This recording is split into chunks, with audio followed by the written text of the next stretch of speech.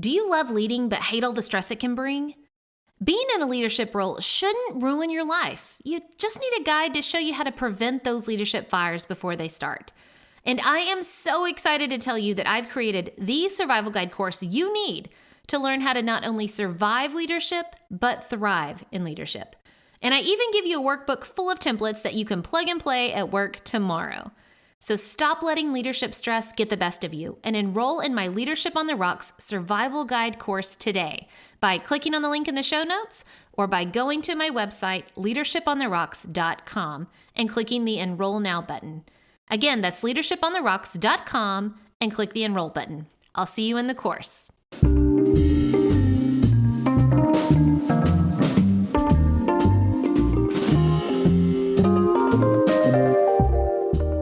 Your coworkers, your team, and even your bosses cannot stay in a state of chaos and stress for very long without it doing real damage to you, them, and everyone's families. But you also don't have to jump from the plane without a parachute either. There is hope. I've lived it. And this podcast is actually the result of the lessons learned from those incredible hard times.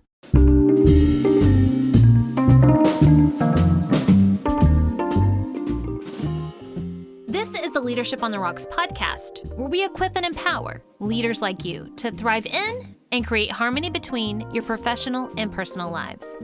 I'm your host, Bethany Reese, and in today's episode, we're going to continue learning how to lead through organizational chaos by discussing the third area in which you can make a positive impact no matter your current title, the third domain of culture. If you're currently working in a chaotic and dysfunctional organization, then what you and your coworkers need right now is a huge dose of inspiration and hope. Hope that there is light at the end of the tunnel. Hope that relief from the chaos is coming. Hope that the reward on the other side of the battle will be worth it. To understand why people need hope, let's turn to President Snow from the Hunger Games. Why do we have a winner? I mean, if we just wanted to intimidate the districts, why not round up 24 of them at random and execute them all at once? It'd be a lot faster. Hope. Hope? Hope. It is the only thing stronger than fear. A little hope is effective. A lot of hope is dangerous. Hope is the feeling of expectation that something is going to happen. Hope isn't nice words or an empty promise. Hope is a trust and an assurance. Hope is the only thing stronger than fear.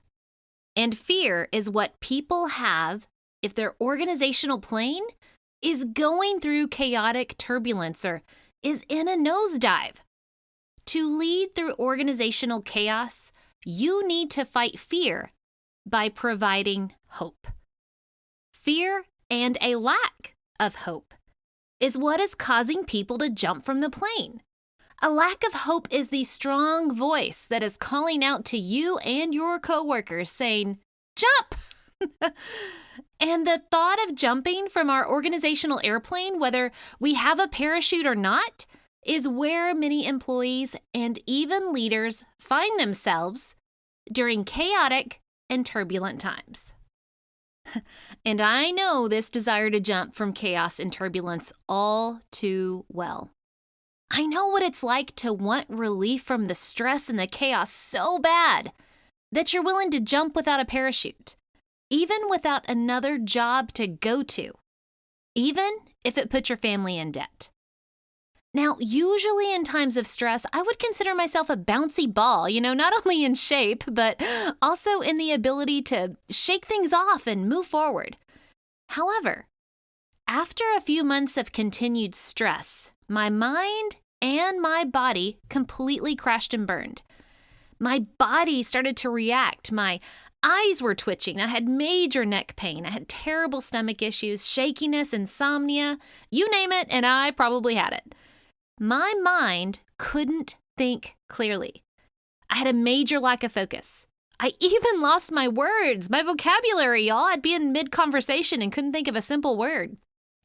I had decreased creativity and decreased problem solving, which is what I needed most in that time period. I was mad all the time because of the chaos that I was having to live in and work through, and I felt I no longer had the energy or even the mental capacity to be productive at work or be present with my family.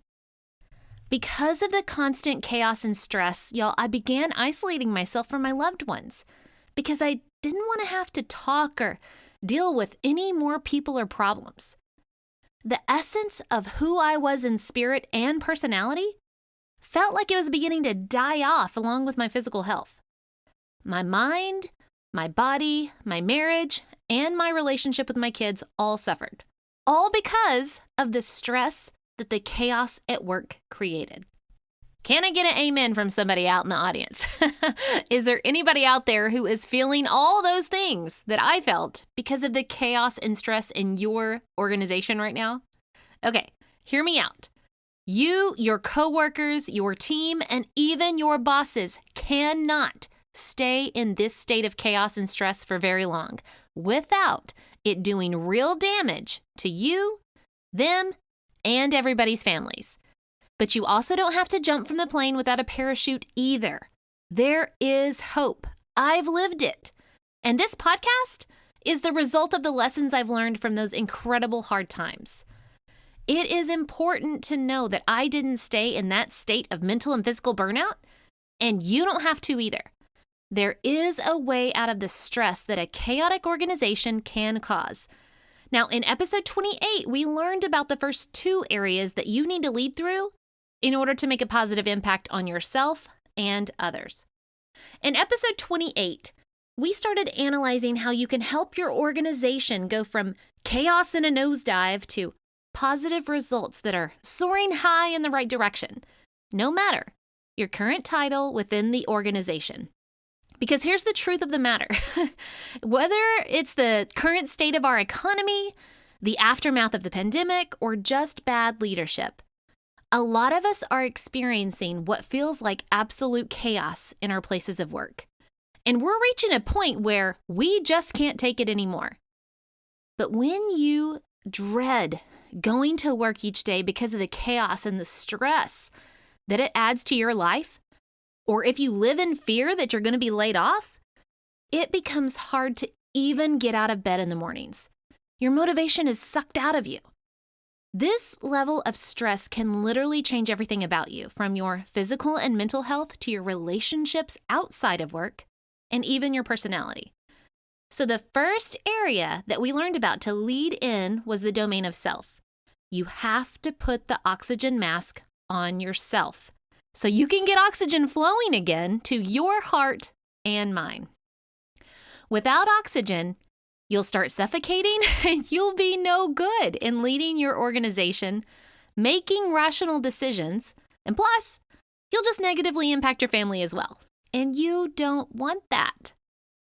Also, in the last episode, you learned that we need to remind ourselves of our identity, our purpose, and our skills. All of those are bigger than our current title and paycheck. You learned how to zoom out and reframe your thoughts against the chaotic situations so that you're able to respond and not react with big emotions or actions. And you learned how to wash off the workday before going home and engaging with your family. So if you haven't listened to episode 28, go back now because you have to start with leading yourself first. Now, the second area or domain that we also learned about was leading in relationships. You have to be able to help other people put their oxygen masks on as well. You learned that you need to provide support for your team by creating a format or a platform to safely share their frustrations. You learned that you need to empathetically listen and encourage your fellow team members. And when the time is right, use the opportunity to coach them in leadership so that they can in turn help others with their oxygen masks. And you also learned about the 3 warnings. Don't forget about the 3 warnings. 1, don't feel the need to own or solve the problem in the moment. 2, structure the support so it doesn't take more time than it needs. And 3, always speak in such a way that when Your words are repeated. You are not ashamed of them. In today's episode, we're going to continue learning how to lead through organizational chaos by discussing the third area in which you can make a positive impact no matter your current title. Today, we're going to talk about leading the culture of your team or organization. So let's get started.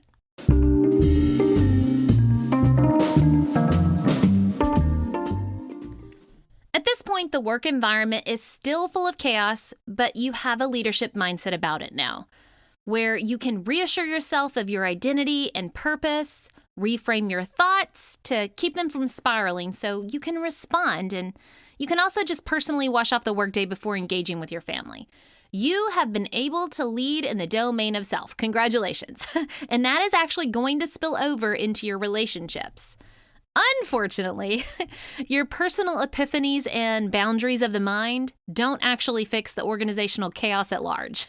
So at this point, the work environment is still full of chaos, but you now know how to lead in your relationships by providing your team a safe platform to share their frustrations about the chaos. And at this point, all of this sharing of frustrations has actually given you major insight into what the organization's biggest problems really are. But before you can go around developing strategies or even scheduling meetings to share those insights with executives, who at this point may be acting like the emperor with new clothes, running around butt naked and thinking their stuff don't stink. But before you can lead up to speak truth about the organization, you have to lead through the third area, the domain of culture. Because culture will always eat strategy. If you don't work on the culture before you talk about or roll out the strategy, you'll be doing a lot of work for very little return. Culture eats strategy. So the third area you can lead through to make a positive impact in helping your organization go from chaos to recovery and from recovery to results despite a lack of leadership at the upper levels is through the domain of culture. So step 3 is to rally the culture or rally the group. And there's really 3 things to pay attention to when it comes to culture. That's the collective beliefs, core values, and the actions of the group. And in your organization, it's going to take strong leadership or influence from you and your peers to turn around a negative culture. Your gravitational pull of positive influence must become greater than the negative forces working against it. So, how can you be a part of restoring a positive work culture? Remember that culture is the collective behaviors, common language, stories, traditions, and celebrations within your group of people.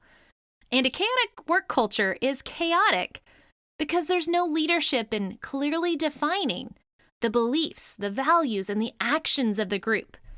When people are left to wander around without quality leadership and structure, chaos and overwhelm will ensue. But I want to remind you again that leadership is not a title. It's a level of influence. So it doesn't matter what your title is within your current chaotic organization, you still have influence, and you can influence the culture. So think about any sports or battle movie you've ever seen. I mean, seriously, think about Rudy, Remembering the Titans, 300, Creed, Field of Dreams, The Karate Kid, The Sandlot, any of them, right? Any sports or battle movie that you've watched. And remember the one scene where the team or the person or the army, they're down, they're feeling defeated. But then a teammate, a member, a leader steps up and gives a motivational speech that lights a freaking fire under everybody because they help everybody remember who they are and their why behind their what. Their speech gives hope and motivates everyone to continue to fight for the win. So if you don't work for a leader that is helping people remember who they are and their why behind their what, then you, oh yes, you, my friend, need to step up and be that person that speaks up and speaks life over the group. Rally the group around a common cause. Now, here's an example of what I mean. Will you fight? and we will live. Shame on you. This could be the greatest night of our lives, but you're gonna let it be the worst. And I guarantee a week won't go by in your life you won't regret walking out, letting them get the best of you. Well, I'm not going home. We've got too far! And I'm gonna stay right here and fight for this lost cause. A day may come when the courage of men fails, but it is not this day. The line must be drawn here. This far, no farther. I'm not saying it's gonna be easy. You're gonna work harder than you ever worked before. But that's fine, we'll just get tougher with it. If a person grits his teeth and shows real determination, failure is not an option. That's how winning is done. Believe me when I say we can break this army here. And win just one for the Gipper. Oh, how I love this YouTube video by Matthew Belinkie. It shares 40 inspirational speeches from famous movies in just 2 minutes. In each example, there's a group of people that are ready to quit because they're tired of the fight. But one, yes, one individual stood up and reminded them of who they are, what their purpose is, and it gave them hope for a better future. And you, my friend, can be that person, no matter your title. Now, just an FYI, the link to that video is in the reference in the show notes if you'd like to watch all of it. It's a fabulous video. Now, to re-energize a culture, you need to start with seeking coherence among the team first. So what is coherence? According to Merriam-Webster Dictionary, coherence is the, quote, integration of diverse elements, relationships, or values. Say what now? That was a big definition, so I like the image that authors Michael Fullen and Joanne Quinn explain in their book called Coherence. They say that the image of coherence has to do with making sense of, sticking together, and connecting with the purpose and the nature of the work. So let me say that again. Coherence is about making sense of, sticking together in, and connecting with the purpose and the nature of the work. In other words, it's being on the same page, or, as my husband says, at least somewhere in the same chapter or the same book. Seeking coherence is taking action that gets everybody aligned to and rallying around the common purpose, beliefs, values, and actions. While Fullen and Quinn acknowledge that coherence is actually very difficult to accomplish under conditions of overload, fragmentation, and policy churn, and yes, they should get an amen from all the dysfunctional and chaotic organizations out there, but they do continue on to say that it is possible through purposeful action and interaction to achieve coherence. And I agree with them. We can change cultures for the good when we get a group to rally around aligned purposes, beliefs, values, and actions. More than likely, though, the problem is that none of those have been clearly defined by your organization. Again, chaos is a product of a lack of structure. And a chaotic culture is a product of a lack of definition in who we are, why we exist, and how we work. Without proactive structure and definitions of the culture, there will be chaos. And when companies, teams, or people in general are in a crisis or chaotic situation, they can easily adopt a mob mentality where they either don't know or they forget who they are, what they're about, and even how to behave. Now, let me explain the mob mentality. The mob mentality at work may not have your employees gathering their torches and pitchforks and storming executives' offices. No, probably not these days. But these days, the mob mentality looks more like a toxic virus spreading within cultures of organizations, and its most recent offspring, y'all, is called quiet quitting. Now, according to EntreLeadership, quiet quitting is defined as employees disengaging from their work or doing the bare minimum to not get fired. So think of a George Costanza from Seinfeld or a Creed or even a Michael Scott from The Office. They show up, don't do much work, stay under the radar, and still get the same paycheck everybody else does. That sucks. The quiet quitting culture is spreading quickly in our cultures of chaotic organizations. People can't see why they should give more to help the organization through tough times, so they justify their disengagement by making statements like, I don't get paid for this, or I don't get paid enough to deal with that. Now, EntreLeadership called this acting their wage. I love that term. Seriously, just start watching some random TikTok videos of people in their work environments where they're recording these videos, and you're going to see a ton of evidence of the growing quiet quitting culture. Chaotic organizations with negative work cultures cause two major effects. First, they breed passive-aggressive and immature employees who quiet quit. And second, they create a mass exodus of high-potential employees. Mark my words, y'all. If leaders don't fix the work culture first, by defining the beliefs, values, and actions of the group, and second, by nipping ineffective employees in the bud, they will lose all of their top talent. High potential employees are labeled as high potential because they work at a higher level of production and quality than their peers. But here's the thing about top talent employees. They will not stay and work under ineffective leadership and in a bad work culture because they know better. I guarantee it every time. They won't stand for getting the same paycheck as Joe Schmo over there who does nothing. They won't continue to subject themselves to an environment of chaos, disrespect, and insecurity. So picture this. All right, your organization is an island that is sinking in chaos, and you need to get everybody off the island and onto a new, more defined and safe island. But that requires a transition period of going over a long and difficult bridge. But during the transition over the bridge, if you don't have the guardrails and signs up on the road that clearly define and guide the route, and if the negative and passive-aggressive drivers aren't addressed along the way, organizations are going to see three things. First, crazy employees. Some stressed out, crazy employees will start driving off the deep end and making the most dumb and dangerous decisions. Second, high-performing employees will start hightailing it out of there and never be heard from again. And third, the quiet quitters, or the ineffective employees, they're going to stay. They're going to stay under the radar, and they're going to be the ones staying with you on that new island.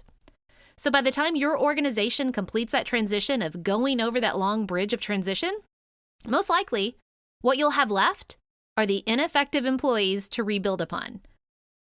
When the high bar of production and behavior is removed, because one, your cultural beliefs, values, and behaviors aren't clearly defined, or people aren't held accountable to them, and two, because your top talent who modeled them are leaving, what organizations are left with is more ineffective employees and leaders, which will keep feeding the chaos monster already growing in the organization.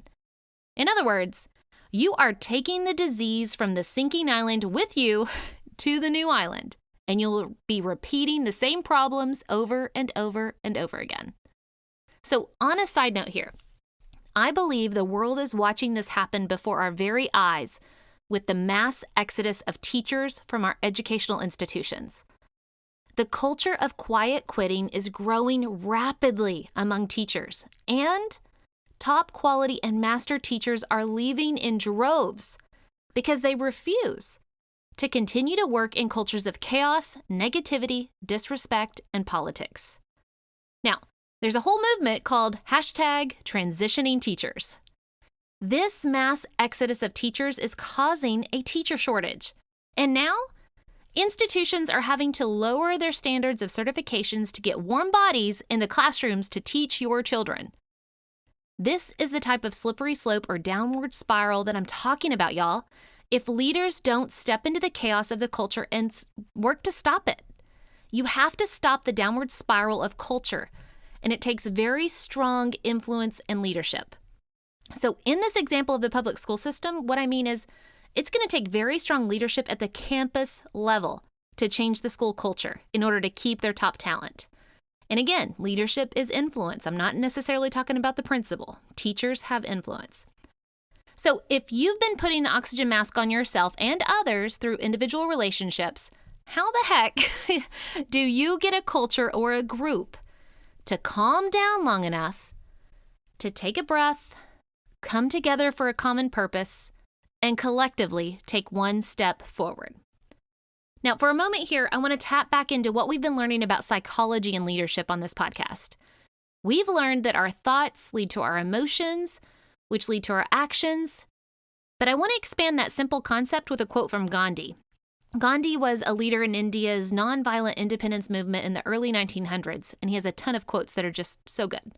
So in this quote, he says, "Your beliefs become your thoughts, and your thoughts become your words, and your words become your actions.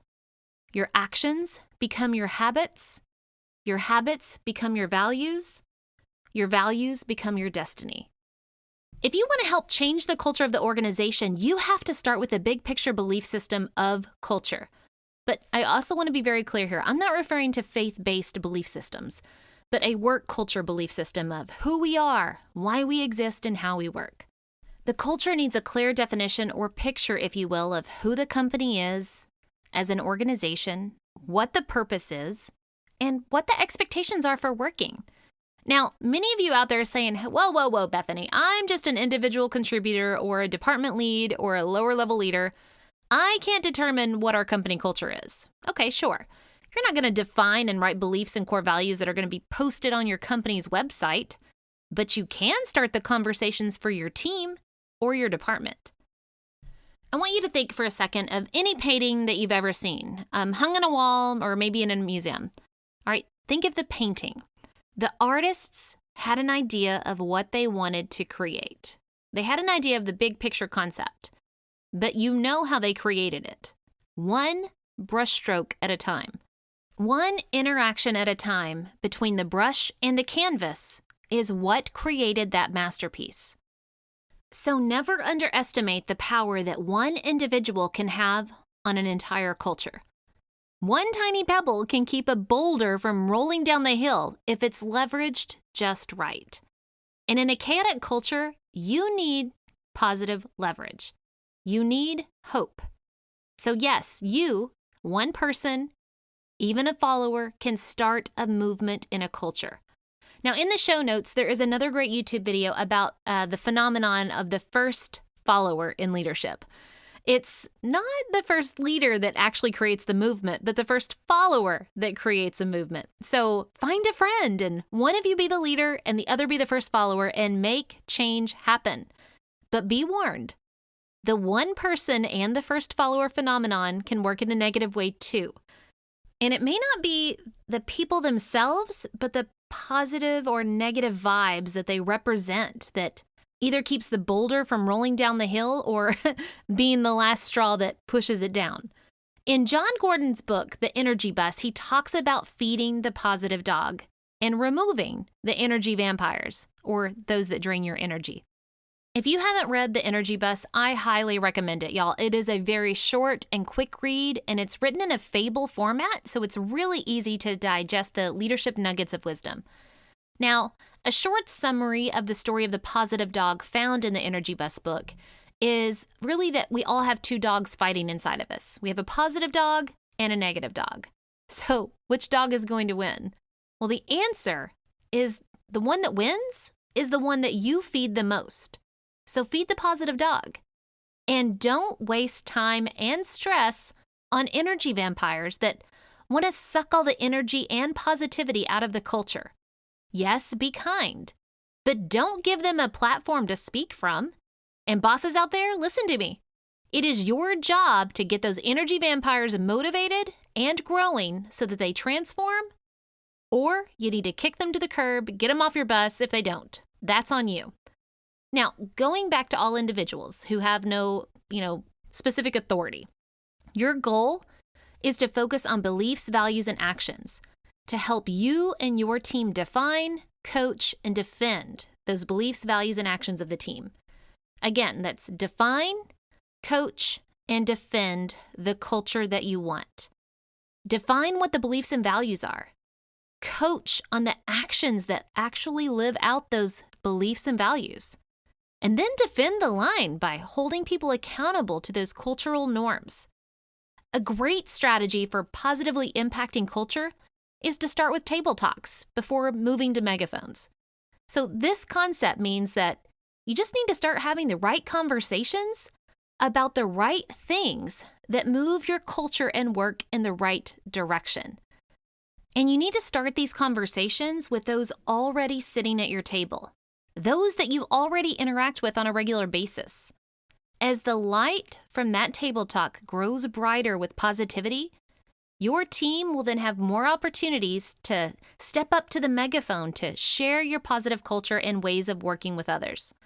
So how do you start table talks?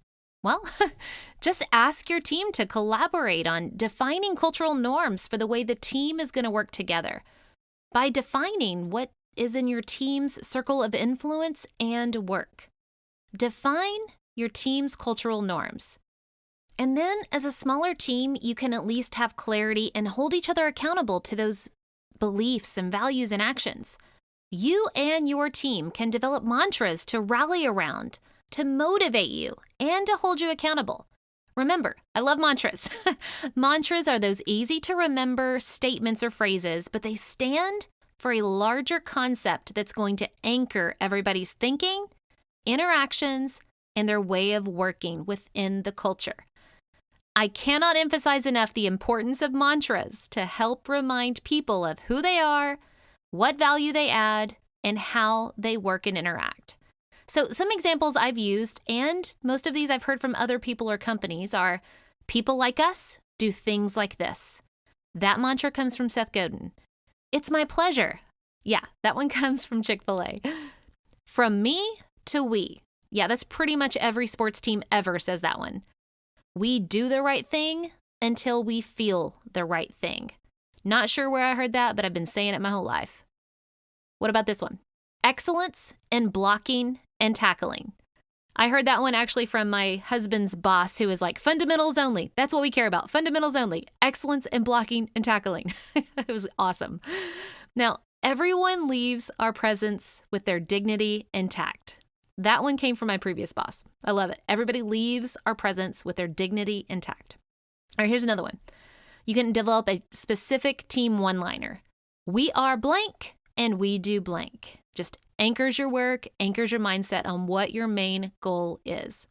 So you and your team can schedule time to talk about mantras to help anchor your thoughts, your interactions, your work, define, coach, and defend those.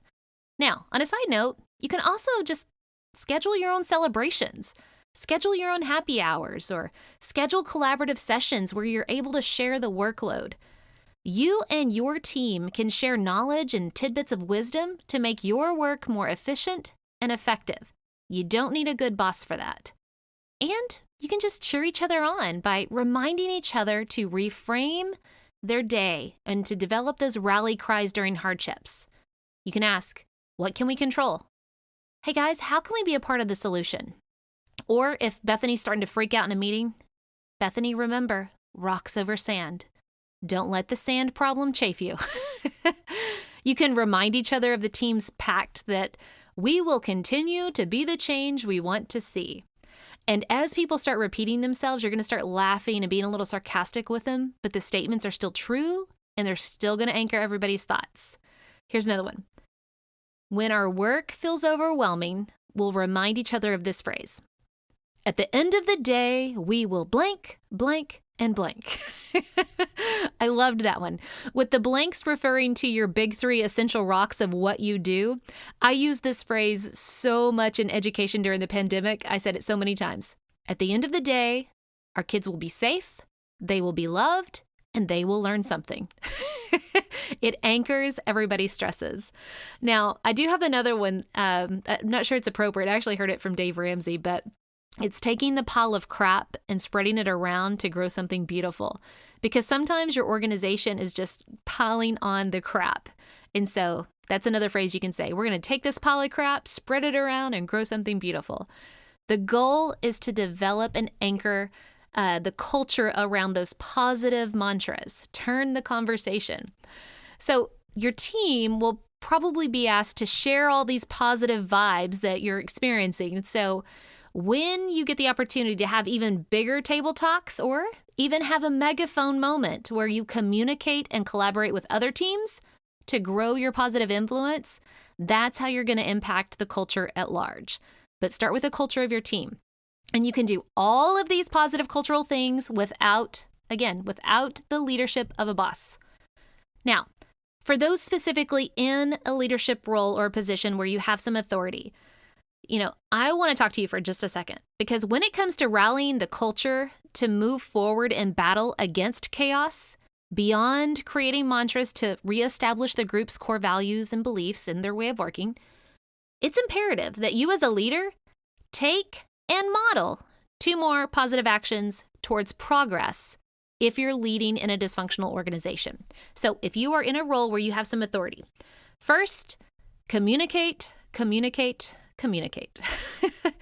Communication is almost like the oxygen every relationship needs to breathe, to survive. So every interaction should focus on communication. And clarity in proactive communication can really help you avoid a lot of extra problems in a situation of a chaotic organization. So support your people, provide them clarity, because people always want to know what's going on. How does it affect me? So be proactive in supporting people by communicating what you know. Be clear in defining the line of the identity of the group and what value they add to the company and how the entire team is expected to behave and interact with each other. And as you think about how you'll communicate with your team, give them status updates or clarify things. And you can use the phrase, "The truth is I know it now." When you work in a chaotic organization because of a lack of or bad upper-level leadership or executive leadership, then honestly, you're probably dealing with a ton of non-existent or misinformation and decision changes. When there's no cohesive team at the top, the entire organization suffers. So communicate what you know, but with the framework of "the truth is I know it now." No matter what, though, don't ever leave people in suspense by not communicating at all. Because trust me, they're going to get really creative with their storytelling and rumors are going to start to fly. So communicate often and use the phrase if you have to, "The truth is I know it now." Now, the second action for leaders specifically in a leadership role where you have authority, you need to coach. The more you can equip your teams with leadership skills, the more they're going to be empowered to lead themselves and their coworkers in times of chaos to make a real positive impact. If your organization is losing the battle, then start building more armies and allies. Coach others on the 8 Essential Rocks framework, and then model it. Don't react, but respond. Model how to talk and bring ideas for solutions to the problem, and not just the problem itself. Ask for feedback about yourself and your leadership, and build a safe environment to then give feedback to others. Be vulnerable and use examples of what you're learning through the current hard situations. Encourage work-life harmony for your team.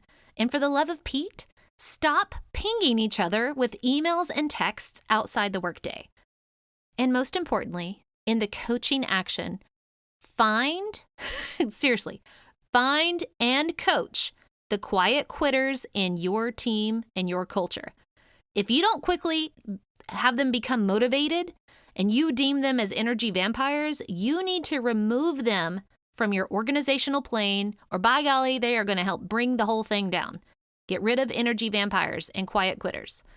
Now, to recap step 3 of leading through organizational chaos, you must turn the negative culture by feeding your own positive dog, and then by building positive coherence or connection among the group.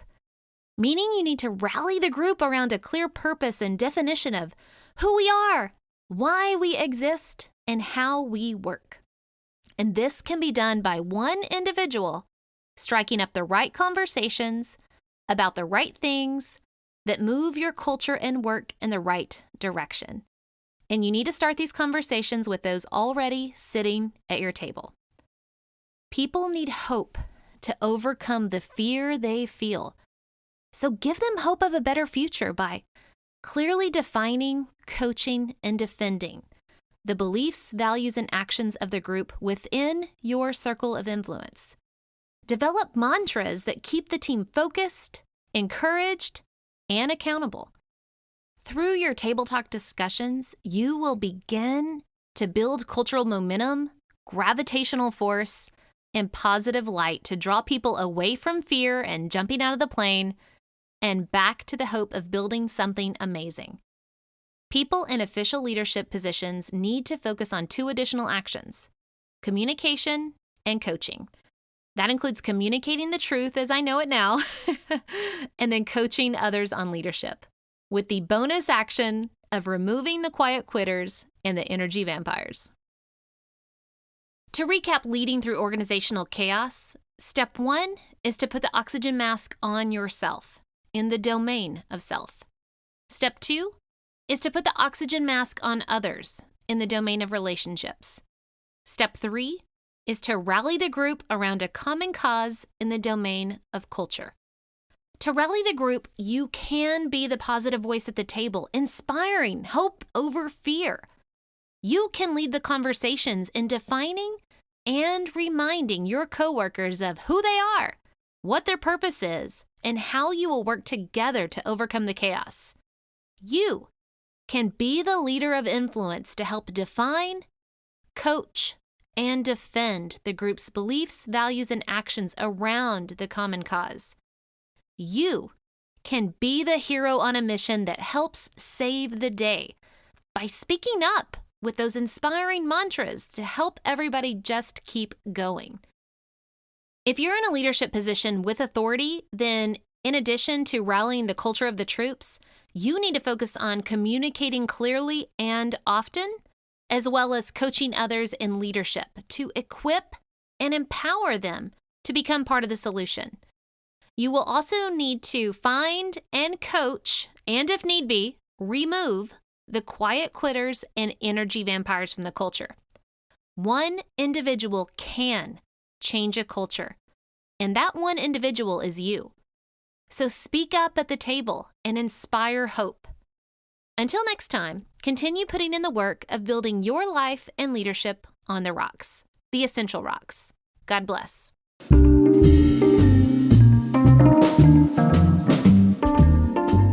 Remember, the most essential rock you can build your life and leadership on is the rock of Jesus Christ. Today's Bible verse comes from Isaiah chapter 40, verse 31. But those who hope in the Lord will renew their strength. They will soar on wings like eagles. They will run and not grow weary. They will walk and not be faint.